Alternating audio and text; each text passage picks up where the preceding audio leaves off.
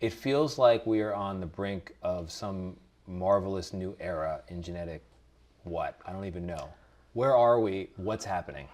Well, I think you're going to see a new future of health and reproduction. And so one place to start in understanding where genetics is that your DNA. Think of it as like a 1,000-page book, okay? So this DNA has different chapters in it, right?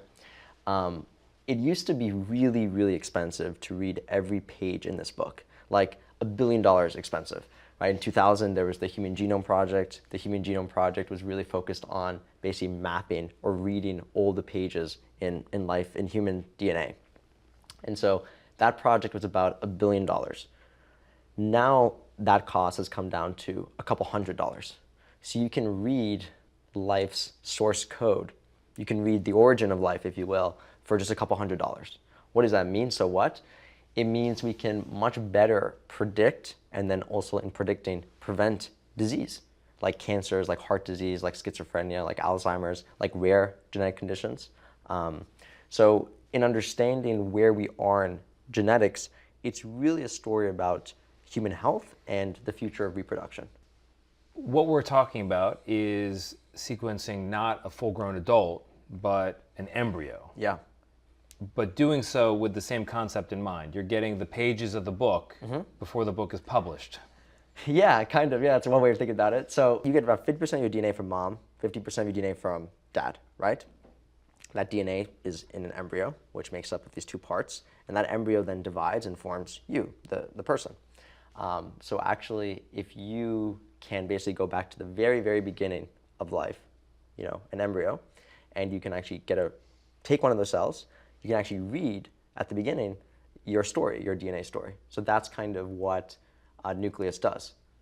So the technological marvel here, the thing that's new, is not the whole sequencing of the body, it's the ability to sequence the embryo and to do it in greater detail than we could just a few years ago. Yeah, the thing that's new is that we can now, at scale and cheaply, read the entire book that is life. And we can do that, to your point, in an embryo, right? We can do that in an embryo. But really, the thing I want people to understand is that if you read an embryo's DNA, that DNA file that comes out of it is the same as an adult's DNA file, right? Because ultimately, that embryo will form life. And so that embryo, when you take a cheek swab and swab your cheeks, that's the same DNA that's in an embryo's DNA as well.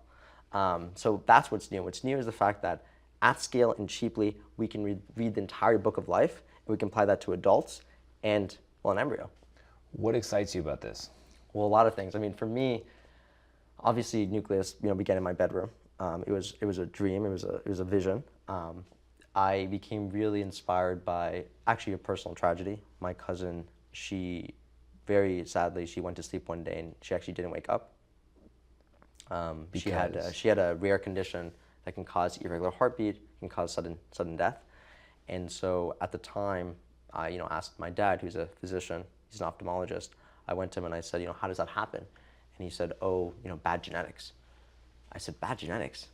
What does that even mean, right? How is it possible that you can have another 15-year-old survive, live well, and another 15-year-old die? I mean, that didn't make sense to me. I was almost 7 at the time. I couldn't reconcile that. And so with that in mind, I was always thinking during my life, like, could you build technology that stopped what happened to my cousin from really happening to anyone in the world? And that eventually led to Nucleus. And you're doing this in lieu of going to college. I mean, is that what I have? I mean, do I have that right? You're 25. I'm 25. You had a fellowship. Yeah, that came even later. Actually, even before the fellowship, I actually left school. And there's actually a story here, and I'm going to apologize to my mom and dad for telling this story. Okay. But I actually left college, and I knew because my parents are Persian immigrants, they were going to kill me. Yes. So I actually created a fake email from a professor at Penn that said, hey, Kian, you're going to work in my lab for the next year. It was during COVID. And I showed it to my dad, and I was like, look, I'm going to work in this lab. And he said, okay, that's fine. And I spent every single day, 12 hours a day for about a year, building the kind of intellectual foundation of the company. I think my dad's finally forgiven me. But that's how Nucleus got started. Okay, so you mentioned bad genetics. Yes. What are good genetics?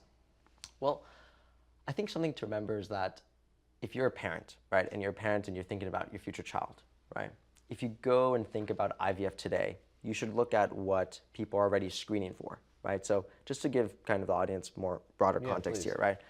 So there's different ways of conceiving. Everyone knows the typical or the quote unquote normal way of conceiving, right? You're talking about sex. You're talking about sex, yeah.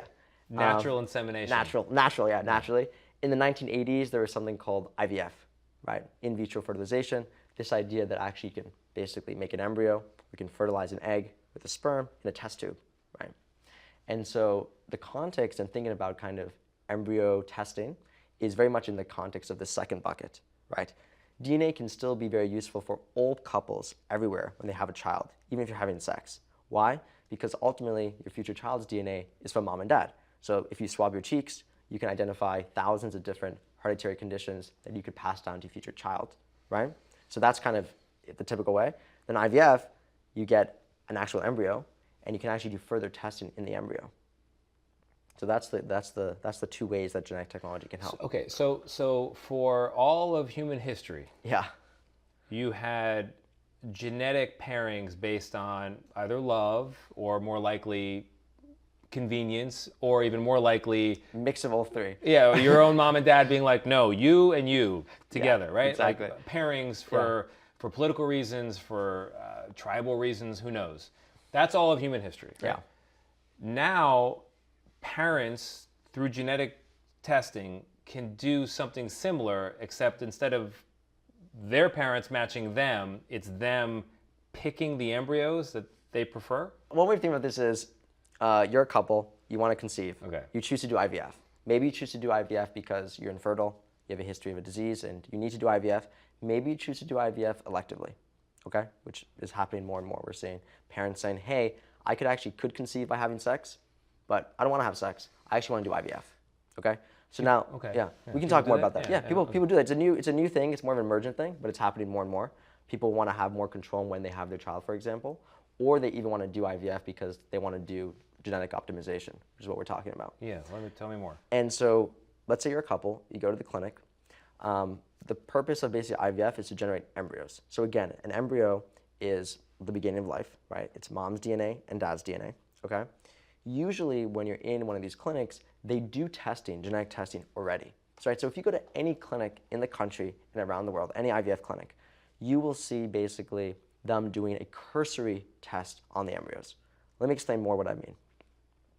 Going back to the book analogy, the genetic testing run in embryos today is as if you took basically a read of the spine of the book, the front cover of the book, the back cover of the book, but you don't actually look at any of the pages of the book, okay? Mm-hmm. So you get a sense of things like chromosomal abnormalities, like Down syndrome, for example. And then the physician and the patient will basically rank embryos based off of how kind of morphology speaking, like how structurally the embryo looks, and also evaluating if it has the right number of chromosomes, right? Those two things. Then they'll rank the embryos, right? So this is already happening on some level. This is happening already today in every IVF clinic in the country. They're ranking embryos. They're ranking embryos. Every IVF clinic, it's because obviously what does any parent want? They want to have, a healthy child. Mm-hmm. They want to give their child the best start in life, okay? What Nucleus is doing, and what's new here, is we are actually starting to look at the pages of that book, right?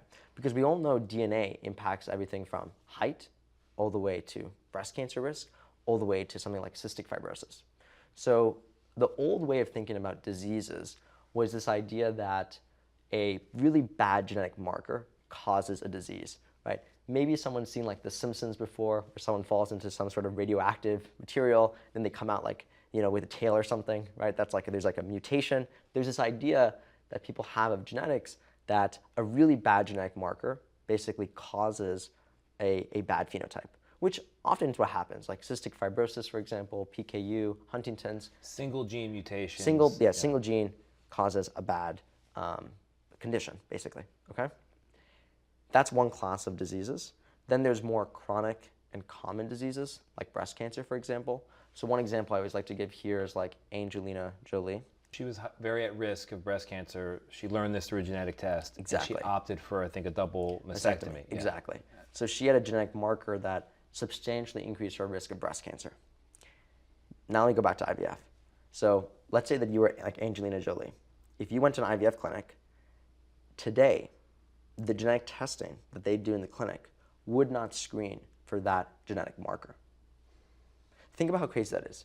So you're talking about every woman undergoing IVF today, if they did have a hereditary marker for breast cancer, they would unknowingly and inadvertently pass down breast cancer from mother to daughter. I find that crazy. So in other words, they would leave it to the daughter to deal with as an adult, potentially getting They would another leave it double to mastectomy. complete chance, right? Instead of doing a further testing, right? Instead of actually reading the pages of the book, right? Remember, because I said in the current testing they do looks at the spine, the front cover, the back cover, but doesn't look at any of the pages. And those pages can really determine the health and well-being of your future child. Okay, so Nucleus is the new alternative. Tell me everything Nucleus can find out or predict about an embryo's future health and makeup before it's even implanted. Yeah. So we look at over 2,000 different diseases, conditions, and traits. We look at everything from hereditary breast and ovarian cancer, all the way to cystic fibrosis, all the way to something like PKU, which is like a rare hereditary disease. We look at something like height, even eye color, hair color. Intelligence. Intelligence. We give you Acne. Acne, yeah. We give you the full range of insight there is to know about your future child. We really think it's the parent's right to know, right? If a parent's undergoing IVF, it's a long process. It's an emotional process. It's an expensive process. Why would you not do further testing? Why would you not get further information about your future child? I mean, that's something that we really believe it's the parent's right to have. Where did this idea of a parent's right to decide come from? You mentioned the story of Nucleus, your cousin who you lost because of a genetic mutation. I understand the desire to want to optimize, to use your word, to cure disease. Yeah. Why not stop there? Why continue on to all these other things like height, obesity, certain mental potential disorders, anxiety, you name it, acne, et cetera, onto and including intelligence or other performance parts of life? Well, I think when you talk to parents, any parent will tell you, life is much more than just not having diseases, right? For example, when you have a child, you want your child to be healthy, of course, first and foremost, right? If I ask my mom, like, Mom, what do you want in your children? The first thing she'd say, healthy. What does she also want, right? They're immigrants from Iran. They want us to, play sports, and they want us to go to the best school. They want us to be well educated. They want us to thrive. Life, I think, as a parent, doesn't just stop at, I want my child to be healthy. Of course, God willing, your child's healthy. But it goes well beyond that. Life goes well beyond that. And so our job as a company is to thoughtfully, carefully, deliberately give the full range of insights there is to know about your future child, and then ultimately let the parent and the physician decide what and how they want to implant. Because remember, when we talk about like height, for example, we're not saying that you're taking an embryo and then you're changing anything in the embryo, right? These are embryos that already exist. These are embryos that are already being ranked today in the IVF clinic. So you're just getting more information on each embryo. What's the alternative? The alternative is randomly implanting an embryo, which, I mean, when it comes to your kids, there's probably, of all the things, you don't want to do that randomly, right? You want to be very deliberate and thoughtful in your choice. But that is all of life up until this moment. Random? Yeah. Well, unfortunately, sometimes that randomness can cause personal tragedy. So it is all of life into this moment, but when I think, and I'm sure you've had someone in your family that's had a disease, I'm sure there's chronic disease every or cancer. family has something. Every family, right? And I think when you see somebody that you love suffer, and then you think genetics is sort of a tool that at the very beginning of life, without any needles, without any surgeries, without any invasiveness, just at the beginning of life, on a software platform, you can pick an embryo that is going to have greater longevity. I think that is beautiful. I mean, that is the realization of preventative medicine, I think. I think most people agree with you. There's been some surveys on this. A majority of Americans fully support screening for diseases, preventing suffering. And some communities, like the Ashkenazi Jewish community, for example, they actually will pair people based off of if they're a genetic match or not. right? So you can actually take mom's DNA, dad's DNA, make sure that they're not at risk of passing down a hereditary disease, and then you could accordingly say, actually, you guys are at risk. Either you could do something like IVF, or you can basically, in that community, for example, actually get them a different partner. So genetics is a realization of the ultimate preventive tool that we have today. Most people are fully with you when it comes to preventing disease. Yeah. Most people are not fully with you when it comes to all these other things like eye color, hair color, intelligence. What do you say to those people? I think a lot of things. One is that I think at first it can sound like it's scary, right? Like you can predict intelligence from DNA. You can predict, height from DNA. Height is maybe more obvious. I mean, people can look at their siblings and be like, well, my brother is like 4 inches taller than me, right? That's not because my mom fed him and didn't feed me, right? It's because of our DNA, right? And so that's just how it is. But just if you think about that for a second, potentially, if your parents had been using Nucleus, they would have not selected your embryo. My mom said she wanted a taller boy. But does that not give you pause as you think about the lives that will not exist as people optimize for things, not realizing they're losing a Kian in the process? No, first off, Kian would have still been made, because remember that even if you optimize by an inch or 2 inches, you're not actually changing most of my DNA. You said 4 inches. Okay, 4 inches, sure. But come on, 4 inches, like you think by, the idea that, I think the idea that, 3-4 inches, for example, if a parent has a couple embryos and they want to have a taller child, based off the embryos they have, I think that is absolutely their right and their choice. And remember, this is really, really important point. DNA is not destiny. So I think sometimes when we talk about using genetics to predict something like height or IQ, they think you can look at an embryo's DNA and say, that one's going to be 5'11", right? That's not how it works. Why? Because anything like height, for example, is a mix of nature and nurture. Absolutely, right? but Kian, I think we're onto something here. Like, does it not give you pause knowing that within your own family, if your parents had sought to optimize for height, understanding it's not a perfect science and not destiny, if they had done that, potentially someone like yourself would have been overlooked at the embryo stage? No, I think the thing to remember is that you're really picking an embryo that it's not, the embryos that you have are still based off my mom and my dad's DNA, right?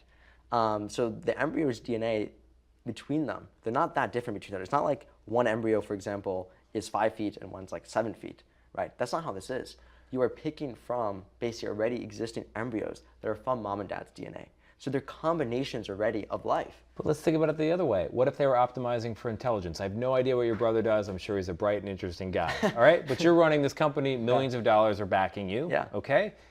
You've got something going on upstairs. You exist, but your parents choose they choose you, and he ends up not existing. Like these are real. If a parent is having 1 kid or 2 instead of 3, we are living in a world through this technology where they might choose you, the one who's smarter in the pre-genetic sequencing, than the other one who might have other qualities that people value. You see what I mean? Your brother might not exist in this scenario. It's really not how I think about it. So I think the thing to remember is there's this idea that like the embryos, for example, are like dramatically different from each other, right? This is a point when you've looked at the chromosomal count, you've identified that's normal, looked at the morphology, you confirm that's normal, and then you basically say, hey, this embryo is going to be 5'8", and this embryo is going to be 5'6". These are not fundamentally different, right? They're the same DNA from mom, same DNA from dad. But then it gets to a more important point, which is I see it as our job at Nucleus to be very thoughtful, very deliberate in how we present these results to patients. But it is ultimately the result of the couple to say, hey, I want a taller child. Just like, for example, if someone decides, you know what, when I'm on Tinder, I want to pick a 6 foot tall man because I want my kid to be tall. What, am I going to say, that's not okay?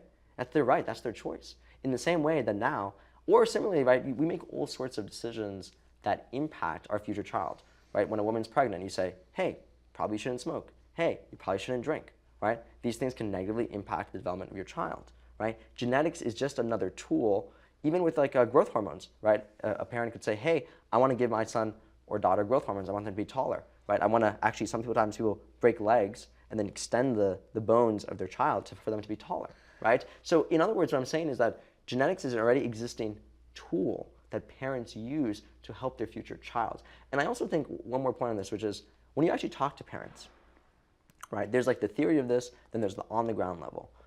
We are grateful that, we've worked with thousands of families in our genetic testing for adults, right, and embryos.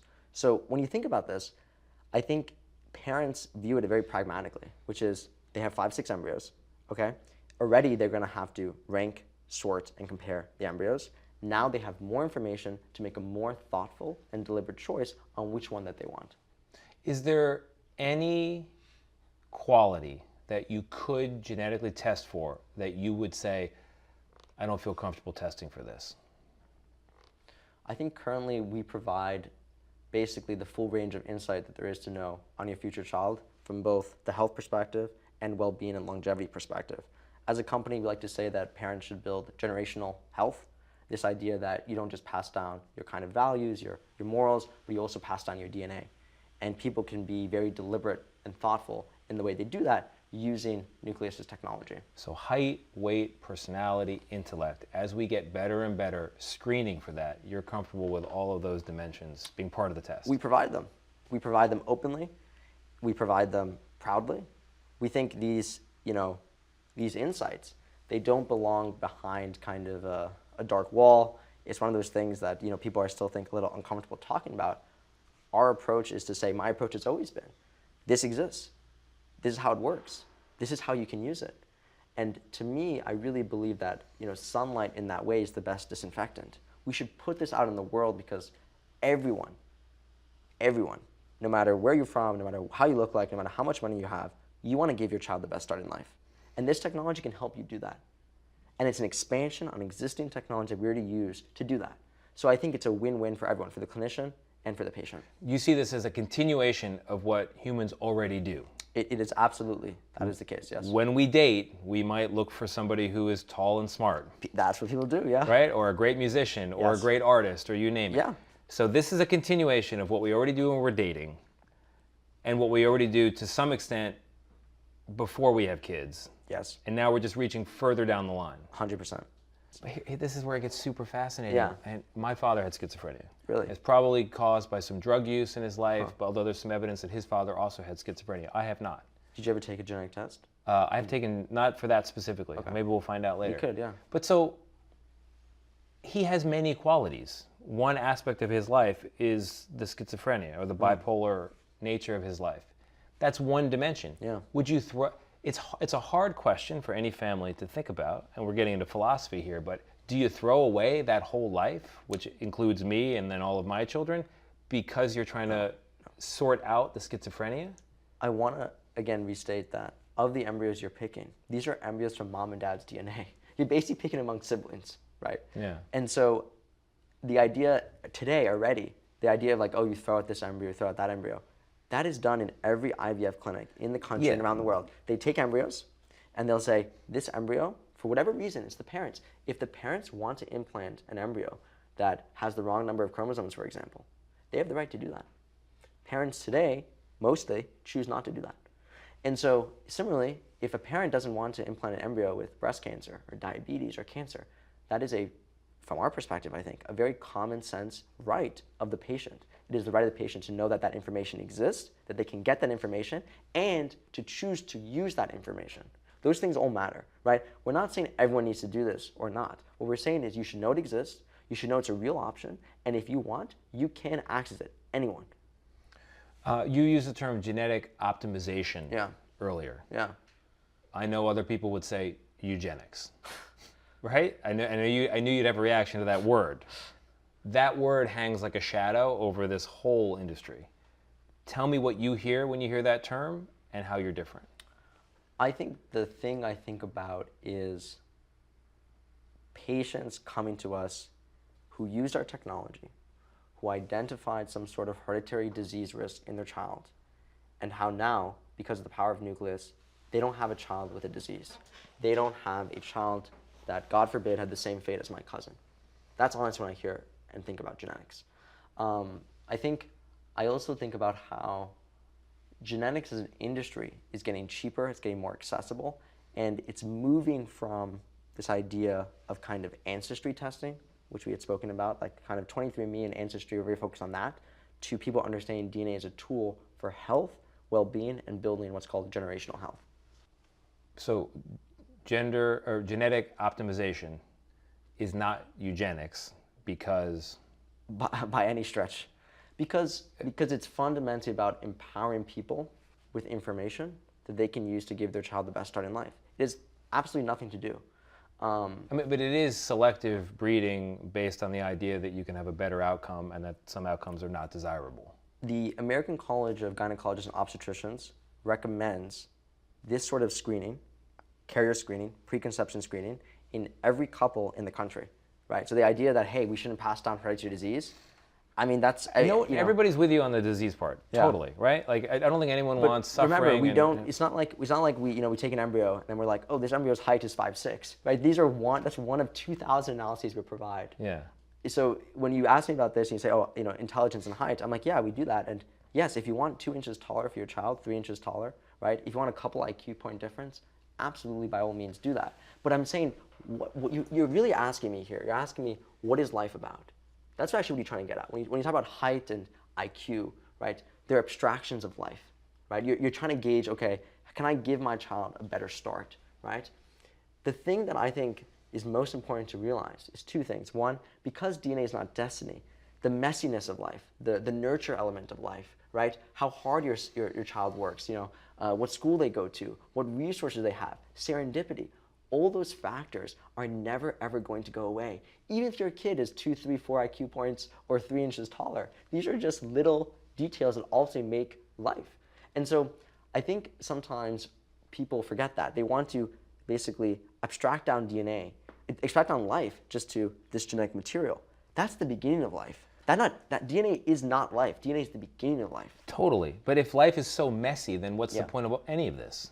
It's sort of like saying what value is in Nucleus if it's all a mess afterwards anyway? When you make a weather forecast, if I tell you it's going to snow tomorrow, it's going to be pretty useful, right? Yeah. And by the way, sometimes when the weatherman says that, they say it's going to be 12 inches, it might be 9 inches, right? But no one's that upset. Why? Because you get prepared for the next day, right? So we make forecasts all the time. Yeah. We practice preventive medicine all the time. Nobody wants to get a disease. No one wants to have it. So, I've been short my whole life. I've never shared what I'm about to share publicly. My parents at some point said, you're really small. We should take you to the growth hormone doctor to see what's wrong. Yeah. And we went there. I remember they had these growth charts. And basically I was like dramatically undershot, right? I was probably in like the, 9th percentile or something. And my parents deliberated, should we give him hormones, for example, to be taller? Well, we didn't end up doing that. We decided not to, right? But one has to wonder, right? If one wanted to, if a parent wanted to, right? In that way, actually, height became somewhat of, you'd argue, a medical issue to some extent, right? It's about development and growth, right? What did my parents want? If my parents wanted, basically me to be a couple inches taller, the emotional, hormonal, physical, expensive cost that would be required 15 years later, 20 years later, Alzheimer's is a great example of this, right? 80 years later, you have neurodegeneration. When at the beginning of life, you could have, non-invasively, without any needles, without any surgeries, at the click of a button on software, you could pick an embryo that's healthier or taller. As a parent, I really want you to put yourself in a parent's shoes, right? I have 4 kids. You have 4 kids, right? Of course you're going to want that. Who doesn't want that? Here's where it gives me pause. Sure. And I'm speaking here, but I think I speak for a lot of people. Yeah. When you select an embryo based on your predictions, it's hard to know what you're eliminating at the same time. And it's hard to know because, let's say you're trying to avoid schizophrenia, because it ran in my family. Yeah. Well, schizophrenia has also been found in many great human beings. I have a very high like genetic risk of schizophrenia, actually. Okay, I'm so a higher genetic okay, risk. so like if you were optimizing against depression, for example, well, there's good evidence that Lincoln had depression, and it might have actually helped him survive some of his difficult, some of the most difficult times in this country's history. Yeah. So in other words, while you're throwing out schizophrenia or depression for understandable reasons, you might also be throwing out a complex mix of things that go along with it. And you don't get a Lincoln, and you don't get a Van Gogh, and you don't get my father. No, absolutely not. Let me tell you why. Why? Let's say I had kids. I'm high genetic risk for schizophrenia. Okay. I'm your example. By the way, a lot of founders I know, they have very high genetic risk for schizophrenia. Right? So that's something interesting, right? Yeah. If you do studies, you can see that high genetic risk for schizophrenia can be associated with a lot of creativity. Exactly. Beautiful. Right? So how do you preserve the creativity? Well, but I'll tell you how. I'm high genetic for schizophrenia. right? Even though I'm high genetic risk for schizophrenia, my chance of getting schizophrenia is still really low. So typical population is like 0.4%, I'm probably like 1.5, right? So even though I'm really high genetic risk, my overall chance is really low, okay? And so let's say I married a girl who also has really high genetic risk for schizophrenia. This is what you have to understand. The embryos are all gonna have a high risk for schizophrenia, right? Right? Maybe as a couple, I say, look, I want to preserve that. I want to preserve that essence. Maybe I want to preserve that creativity, right? And again, this is part of the importance of genetic counseling and people understanding the complicated way that genetics can manifest. I cannot, because I had a high genetic risk for schizophrenia and my wife has a high genetic risk for schizophrenia, right? I cannot say, oh, I'm going to make an embryo without a high risk for schizophrenia. This is the thing that I think is very important to understand. You're choosing among embryos that all have high risk because mom and dad are both high risk. Similarly, think about height. Obviously, if a 6-foot person marries a 6-foot person, the kids are going to be quite tall. Meanwhile, if two short people marry, they're not going to be able to have tall kids. So this is my point, which is you are still passing down the essence of who you are. And now, think about the schizophrenia example. I might not want to pick that embryo that is the highest possible schizophrenia risk, right? I might pick one that is maybe medium or low based off of the pool of DNA that I have. You're saying it's still in there, and therefore you're not absolutely getting rid of it completely. Absolutely, you're not by any means. You can still get exceptional people. But let's be real, exceptional people comes from a lot more than just DNA. I mean, it comes from life. And I mean, Nucleus as a creation, it came from extreme hard work, extreme fervor, a level of passion and personal connection to the problem, right? That didn't come from because you're born a certain way. I think a lot of the questions you're asking reflect this underlying fear, a fair fear that people have, which is this idea that we're going to start measuring DNA, and then start measuring DNA, it's going to be destiny. From the beginning, there's this idea since the 90s that look at DNA, it's like, oh, evil man, this is your genetic destiny. That's not how life is. Well, I think that's not how life is. Even if you pick for IQ, even if you pick for height, I'm sure you know many smart people that are miserable. I'm sure you know many short people that are living top of the world. Life is complicated. And so what we do is we don't want to reduce down life in that way. We give you this information and we recognize that it's just one of many tools parents will use. Sending your kid to the best college. People spend their entire life to do that, for example, right? Giving your kid the best food, right? Making sure your kid's healthy and physically fit. It's just one more tool in a parent's toolkit. The word hubris comes to mind. Okay. Not as an accusation. Sure. But just the idea that we could select embryos better than the chance of the universe, the randomness of it, the holiness of it, depending on one's worldview.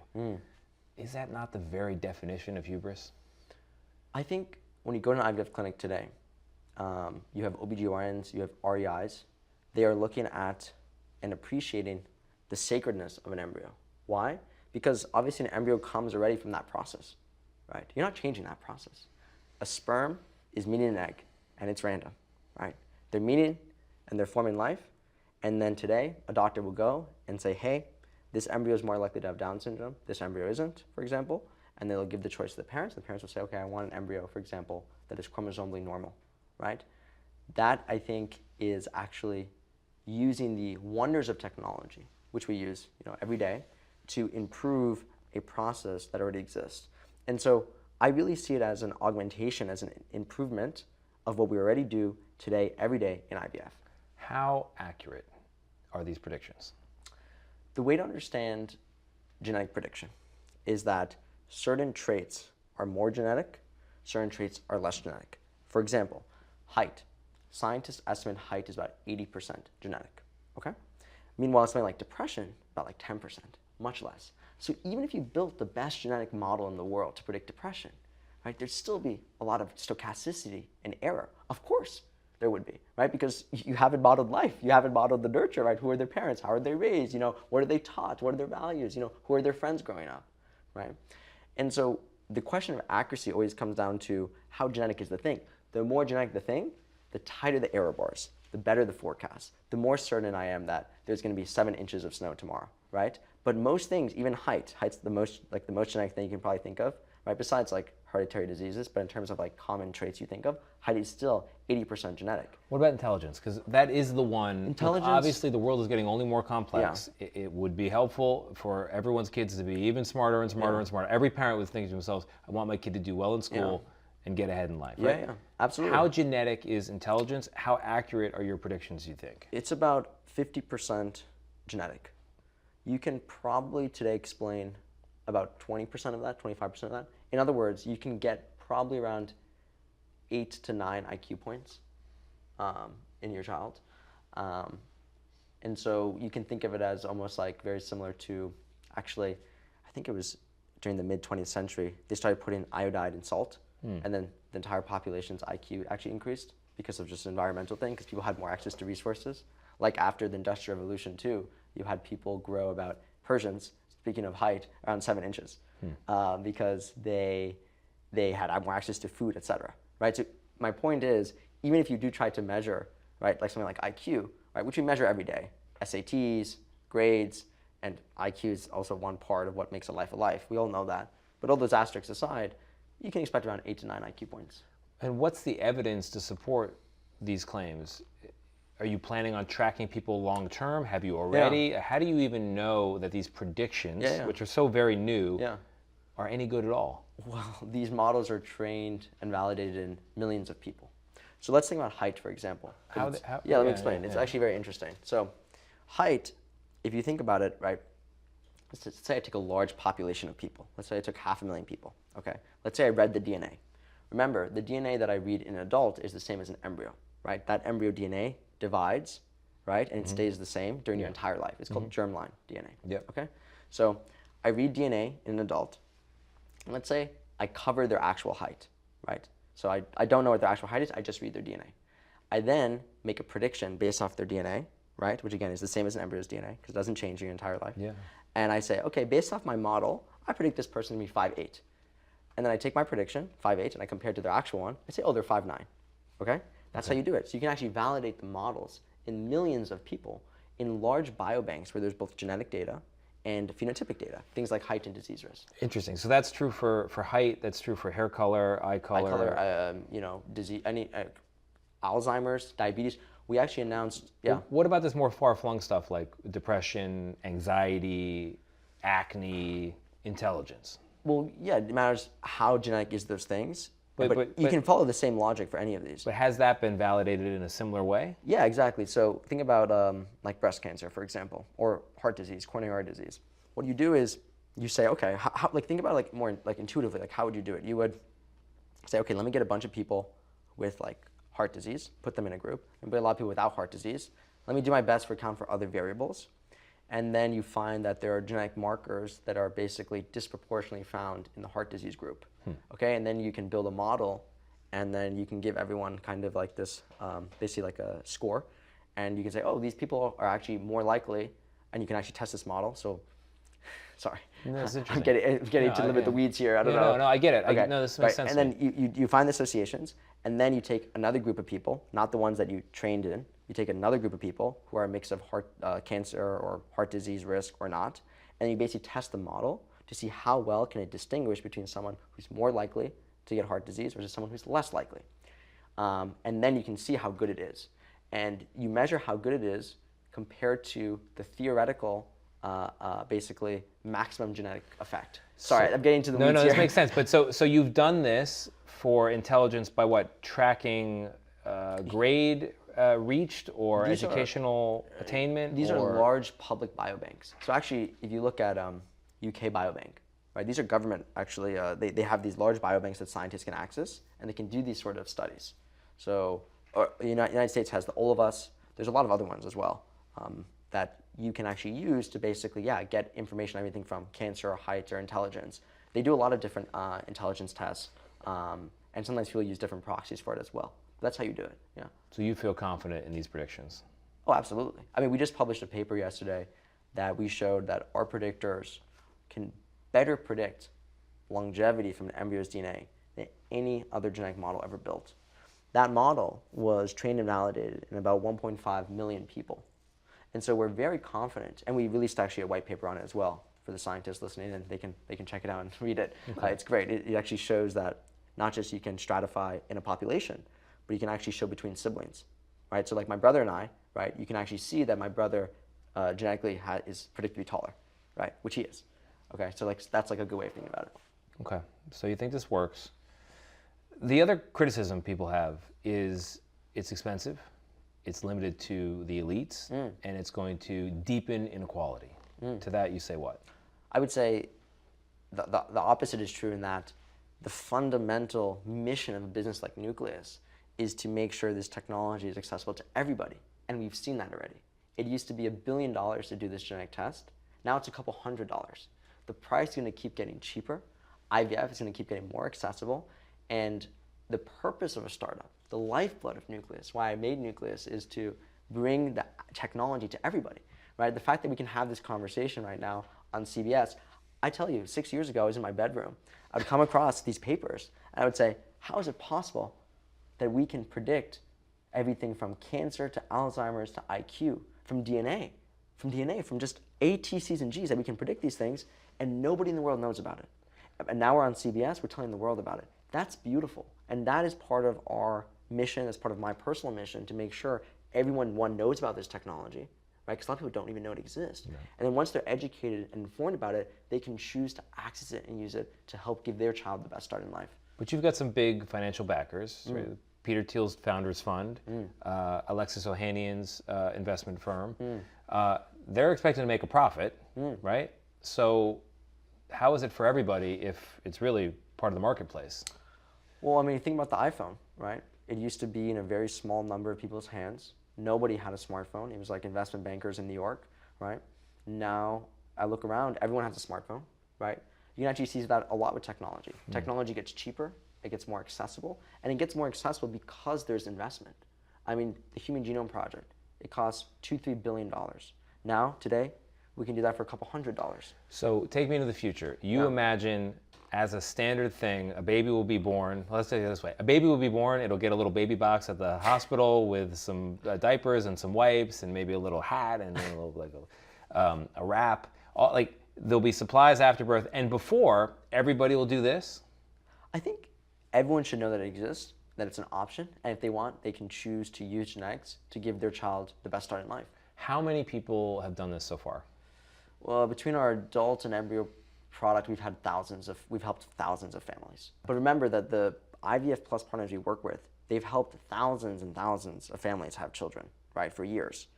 What we do is that we are this kind of end-to-end IVF process, and we give you a little bit more information in each of your embryos. You're not changing the IVF process, right? It's not like, oh, with this new technology, you have to do a whole new IVF technique.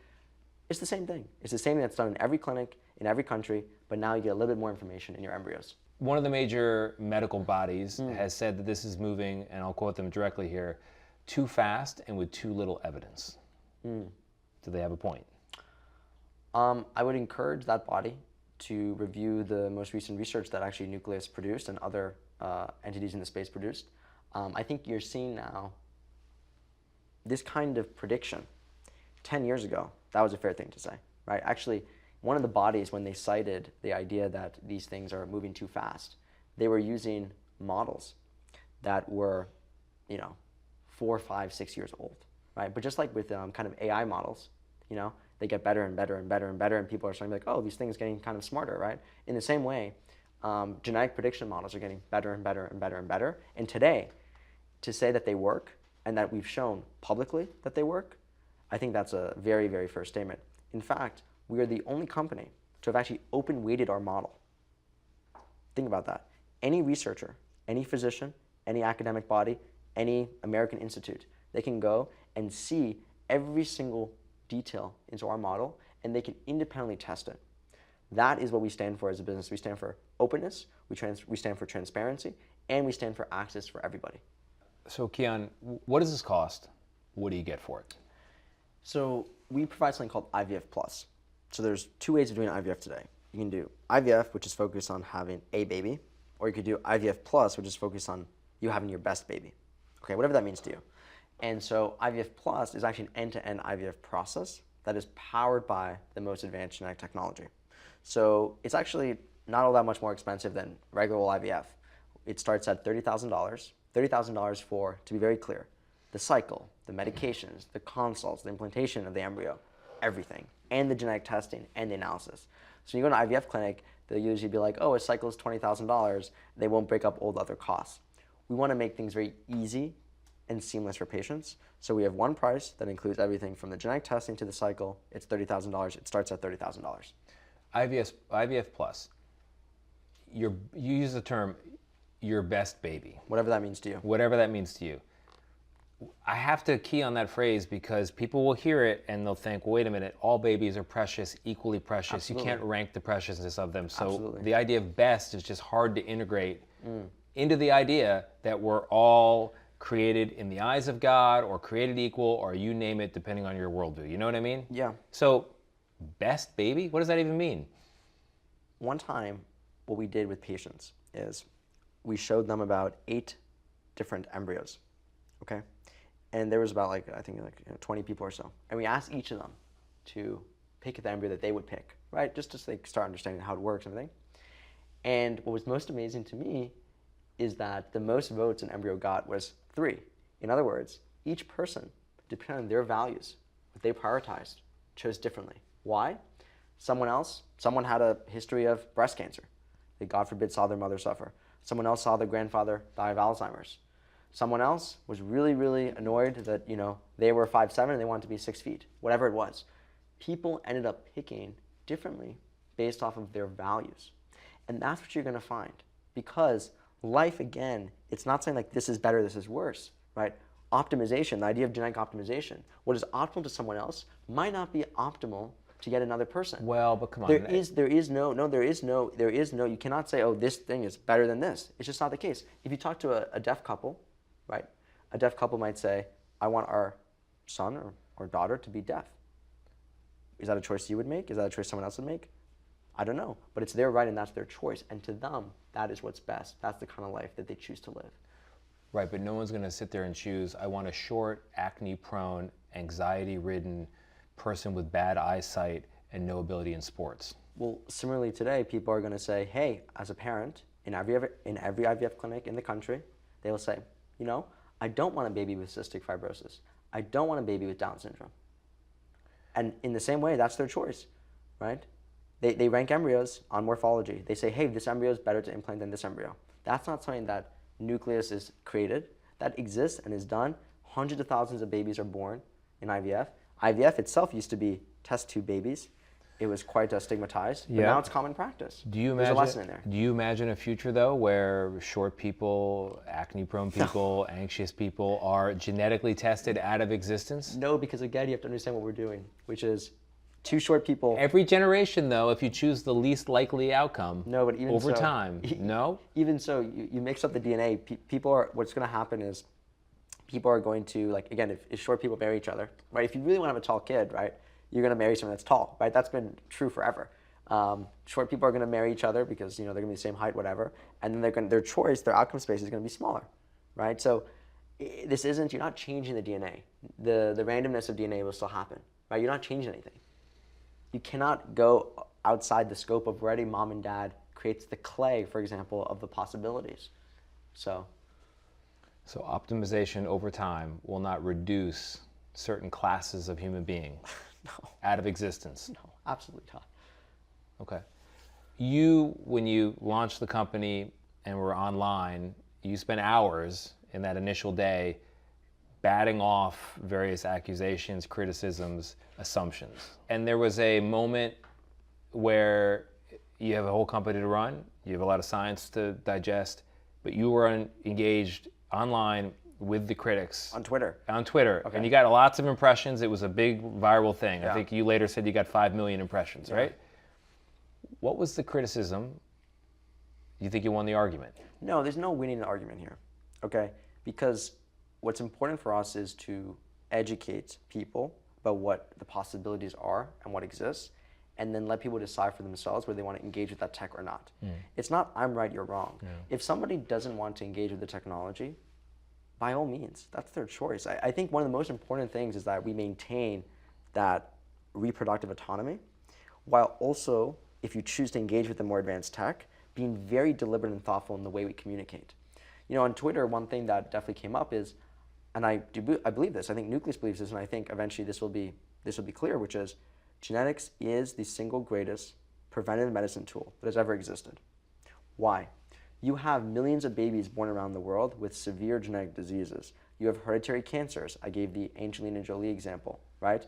Where if Angelina Jolie went and did IVF, she may have, without knowing about the BRCA variant, assuming she didn't know about it, she would have inadvertently passed down a hereditary disease risk to her daughter. I don't think that, as how things are, is acceptable. And I think at the very least, patients should know the technology and information that exists out there. They should know it works, they should know it's reliable, and they should know that they can access it. That's to me what this is really about. $30,000? Is that what it costs? Yes, but remember that so the actual genetic testing part is a very actually small part of that. IVF itself, a typical cycle can be $20,000. Yeah. And so when I say $30,000, I'm not just talking about the cycle.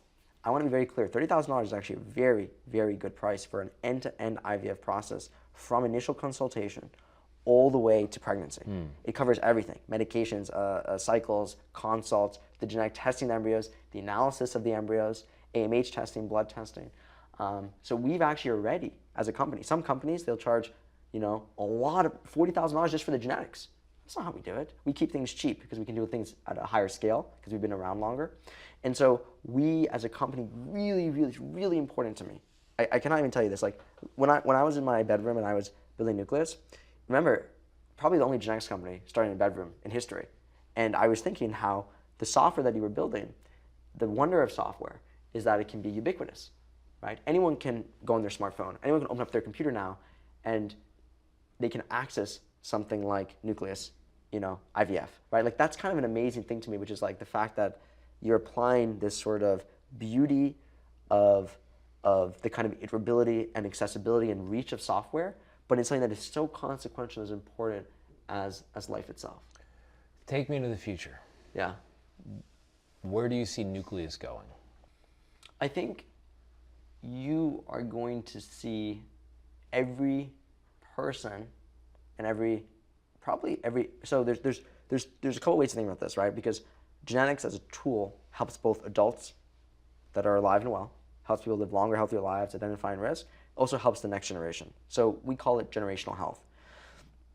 I think as a company, we think that everyone in the world will be building generational health. What does that actually mean? That means that they're going to have the ability to not pass down disease risk burden, right? Not pass down cancers, not pass down rare genetic diseases. You're going to have a child born who won't have the same fate as my cousin had, right? And it also means that parents will have the right to choose, and they're going to find that you're going to come across the same messiness of life when you do this. You're going to be able to choose height, even IQ, or eye color, right? That's going to happen. They're going to have the right to do that, and it's going to be something that, just like with IVF, at first it was somewhat stigmatized. Now it's how 1 in 50 babies in the United States are born. It's going to be the same evolutionary process, and people are going to, I think, realize that in diving deep into the language of life, in diving deep into what it is and what it can tell you, you're going to also realize its limitations. And that, I think, will be the most important lesson for us. I imagine, and you tell me if I'm right, that the biggest risk for Nucleus is a law in Congress that says, thou shalt not test for these things in embryos. Thou shalt not play God with our future. Well, to be clear, there are already regulations, right? Embryo testing is regulated. Genetic testing is regulated. Nucleus is an informatics laboratory. We're CLIA certified, we're CAP accredited. So these things are regulated. But there's no limitation presently on any of these predictive genetic tests. No, there is actually oversight over this. So what's illegal then? What's illegal? Yeah, what couldn't you test for? Well, the thing to remember is that, as an informatics laboratory, right, Nucleus is actually a medical laboratory. We're able to provide patients with the disease analyses. It's called, more technical name is PGT testing, basically, right? So there's PGT testing that's done, and then we analyze the data. Right. And so pre-implantation genetic testing. Yeah, exactly. Yes. Yeah. So it is regulated, and again, it's done in hundreds of thousands of embryos every day. I guess what I'm asking you is, are you concerned, and I imagine you would be, that Congress will come along and say, we don't feel comfortable with any private company testing for, say, intelligence? I think that ultimately what it comes down to is the patients are going to be able to determine what they want to select in their future children. And I think what's going to be important is that anyone, anywhere, should be able to have that choice. So genetic counseling, how does this work after the sequencing and the review? Do I get just sort of a piece of paper with results? You guide me? What happens? Yeah, so we provide patients with basically the software platform, which we can show you, right? You have your embryos, there's their sex, there's information on the embryos. And we also assign you a genetic counselor, we call an IVF plus counselor, and they actually can walk you through all the results.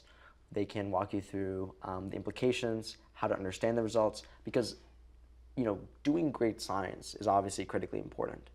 But just as important is meeting the patient where they are, right? Because patients, they don't come from a genetics background. They don't know. They don't understand, R squares and how the intricacies of the models. So by having a genetic counselor walk through, you bring that patient empathy, meeting the data. And so that's really important to communicate, which is anyone doing IVF Plus has an IVF Plus counselor that walks them through the entire IVF process, which, by the way, genetics is a small part of that, right? And then when you actually get your embryo results, right, they can help guide and inform you and help you understand the results alongside the software itself. We're very careful in the way we design the software. We want it to be kind of beautiful and thoughtful. But of course, there's always that person there to answer any questions. So someone's going to come along and be like, this embryo here, that's your homecoming king. No. This one over here, though, total dunce, night school all the way, forget about it. Behavior problem, mental issue. This one over here, though, nerdy, but going to go far. This is a promising one. I wish DNA could do that. No? DNA cannot do that. DNA can't tell you stuff like that. You are talking about things that only life itself, nurture, your environment, your parents, that's going to determine that. You can't look at an embryo and be like, oh, yep, that's the one. No. You're going to see. I'll show you the software. I think it will ground things quite a bit. All right, cool. All right.